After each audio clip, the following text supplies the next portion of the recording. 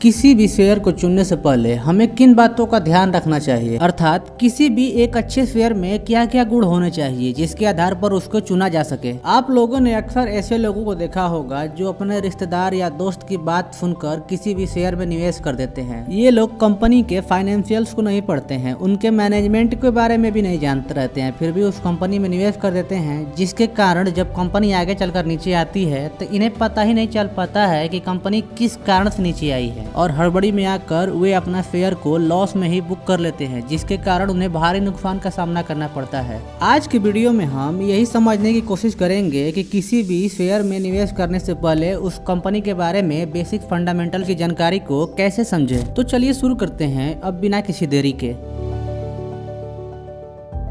किसी भी अच्छी कंपनी में निवेश करने से पहले हमें उसके लॉन्ग टर्म चार्ट पैटर्न को देखना होता है। अगर आप लॉन्ग टर्म चार्ट पैटर्न को देखते हैं तो एक ब्रॉडर आइडिया हमें प्राप्त होता है, जिससे हम यह निष्कर्ष निकाल पाते हैं कि कौन सी कंपनी अच्छी है और कौन सी कंपनी अच्छी नहीं है। एग्जाम्पल के लिए आप किसी भी निफ्टी 50 के शेयर को उठाकर उसके लॉन्ग टर्म चार्ट पैटर्न को देखते हैं तो आपको पता चलेगा कि हमेशा एक अच्छी कंपनी का chart pattern left to right ऊपर की तरफ ही ज्यादा रहता है। नो डाउट कि शेयर में कभी कभी गिरावट भी आई है, लेकिन एंड में आप जब देखेंगे तो हमेशा यह ऊपर ही आपको मिलेगा। आप खुद जाकर किसी भी कंपनी का लॉन्ग टर्म चार्ट पैटर्न को गूगल पर देख सकते हैं।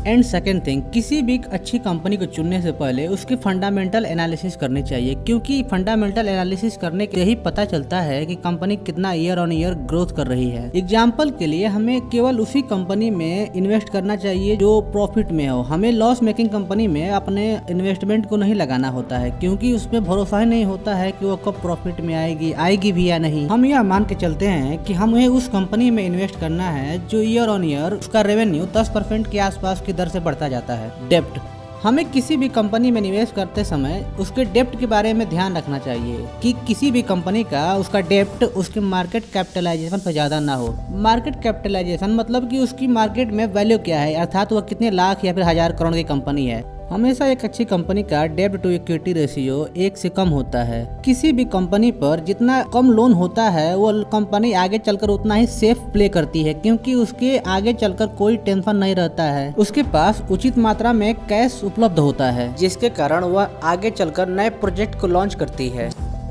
कैश फ्लो का मतलब होता है कि कंपनी के पास अपने सभी प्रकार के खर्चों को पूरा करने के बाद लास्ट में उसके पास कितना पैसा कैश के रूप में उपलब्ध होता है। इस कैश को कंपनी अपने इन्वेस्टर को डिविडेंड या फिर बाई बैक या फिर अपने आने वाले नए प्रोजेक्ट इत्यादि वगैरह में उपयोग कर सकती है, जिससे कंपनी का फ्यूचर ब्राइट हो सकता है। अब एग्जाम्पल के लिए अगर हम देखेंगे तो इन्फोसिस के पास उसके पास फ्री कैश के रूप में 20,000 करोड़ रुपए बचे हैं। पीई रेशियो, स्टॉक मार्केट में किसी भी कंपनी की वैल्यूएशन को पता करने के लिए हम पीई रेशियो का इस्तेमाल करते हैं। इसकी सहायता से हम किसी भी कंपनी का यह पता लगा सकते हैं कि कंपनी ओवर वैल्यूड है या फिर अंडर वैल्यूड होती है। इसके लिए हम कंपनी के इसी सेक्टर में काम करने वाली अदर कंपनी के पीई रेशियो के साथ तुलना किया जाता है। अगर इस कंपनी का पीई रेशियो अदर कंपनी की तुलना में कम है तो कंपनी अंडर वैल्यूड मानी जाती है। अगर इस कंपनी का पीई रेशियो अदर कंपनी की तुलना में ज्यादा है तो ओवर वैल्यूड मानी जाएगी। लेकिन हमेशा किसी भी कंपनी का पीई रेशियो देखकर उसकी फ्यूचर ग्रोथ का अंदाजा नहीं लगाना चाहिए,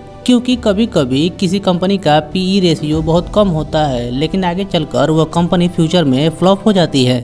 आप जिस कंपनी में निवेश करना चाहते हैं उस कंपनी को देखिए कि क्या वो कंपनी अपने इन्वेस्टर को हर साल बोनस या डिविडेंड दे रही है। अगर आपको जवाब इसका हाँ मिलता है तो इसका मतलब यह होता है कि कंपनी प्रॉफिट में है। दोस्तों, हमें हमेशा उस कंपनी में निवेश करना चाहिए जो कंपनी फ्यूचर में काम आने वाले उत्पाद बनाती हो, जैसे ईवी हो गया, सोलर एनर्जी हो गया, रोबोट्स हो गया, ड्रोन हो गया, इत्यादि कंपनियों में हमें निवेश करना चाहिए। अब हम यहीं पर वीडियो को अपना एंड करना चाहते हैं, क्योंकि अगर हम पूरी बातों को बताने चलें तो वीडियो बहुत लंबा हो जाएगा।